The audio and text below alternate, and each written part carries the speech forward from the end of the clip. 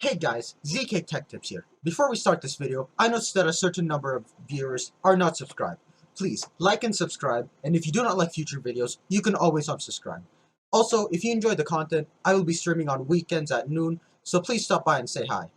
Anyways, onto the video.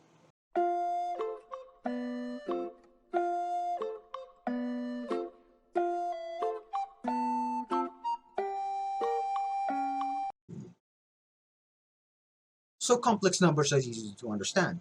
If square root has a negative inside, then it can't be square root normally.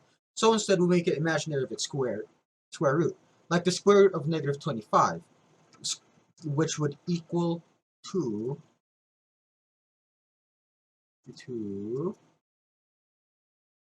5i. So let's look at this problem. Square root of negative 64 plus 39. Go ahead and pause the video and try this. After solving, you may have gotten 8i plus 39. But that's due to an important rule, that is the real number comes first and imaginary numbers come second, which the actual solution is 39 plus 8i. This is the complex number rule of how it should be written out.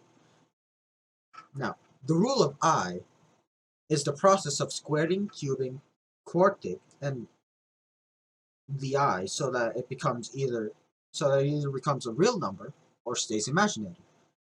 Now then, so here I squared is equal to negative 1, I cubed is equal to negative I quartic is equal to 1, and I to the power of 5 is equal to I, and so on and so forth. If the power is even to a number, is an even number, it becomes a real number, while if it's an odd number, it becomes imaginary.